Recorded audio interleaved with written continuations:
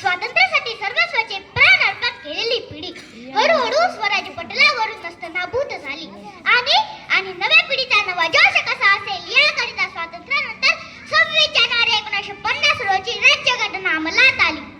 आजच्या दिनी म्हणजेच प्रजासत्ताक दिनी कार्यक्रमाला उपस्थित सर्व मान्यवर, उपस्थित पालक वर्ग व तैसेच आमचे गुरुजन व माझ्या बालमित्रांनो, माझे नाव लावण्य बाळोबा कोडी. मी इयत्ता 4थीत जिल्हा परिषद शाळा काळखेडा येथे शिकते. मित्रांनो, स्वातंत्र्यानंतर 26 जानेवारी 1950 रोजी राज्यघटना अंमलात आली. कारण स्वराज्यानंतर सुराज्याने स्वप्ने भारतीय जनता पाहू लागली. पंडित जवाहरलाल नेहरू, सरदार वल्लभभाई पटेल आणि लाला लजपत राय यांच्या नेतृत्वाखाली भारत सुखाने नांदेल असे दिसू लागले. जगले ते देशासाठीच आणि देशासाठीच हुतात्मे झाले. जगले ते देशासाठीच आणि देशासाठीच हुतात्मे झाले. भारत मातेला गुलामगिरीतून त्यांनीच मुक्त केले. भारत मातेला गुलामगिरीतून त्यांनीच मुक्त केले. त्यांच्याच बलिदानाने हेच स्वातंत्र्य आपल्याला मिळाले. त्यांच्याच बलिदानाने हेच स्वातंत्र्य आपल्याला मिळाले. अमर त्या वीराचे नाव इतिहासात कोरले गेले. अमर त्या वीराचे नाव इतिहासात कोरले गेले. मित्रांनो, आज आपण भारताचा 77वा प्रजासत्ताक दिवस साजरा करीत आहोत. मित्रांनो, आपल्या भारत देशाला 15 ऑगस्ट 1947 रोजी स्वातंत्र्य मिळाले खरे, पण हा देश चालवण्यासाठी देशाकडे स्वतःचे असे नियम होते.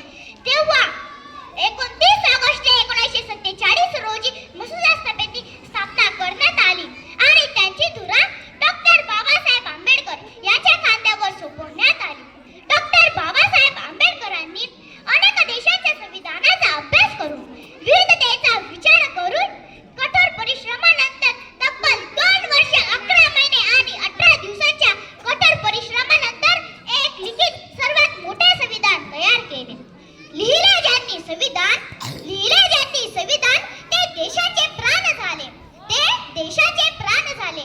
त्यांच्याच विचारामुळे भारत जगात महान झाले.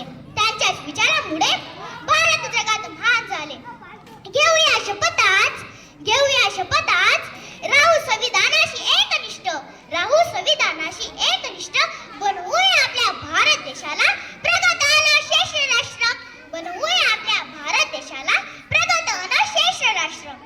मित्रांनो, 76 वर्षानंतरही जर आपली लोकशाही जिवंत असेल तर त्याचे संपूर्ण श्रेय आपल्या संविधानाला जाते. पण मित्रांनो, आज आपल्याला एक प्रश्न विचारायचा आहे की आपण संविधानाने दिलेली कर्तव्य पाळतो का? मित्रांनो, संविधानाने दिलेली कर्तव्य हक्काची मागणी करणे म्हणजे कर्तव्य नव्हे, तर संविधानाने दिलेली कर्तव्याचा आदर करणे, कर्तव्य टिकवून ठेवणे हेच खरे आपले कर्तव्य आहे.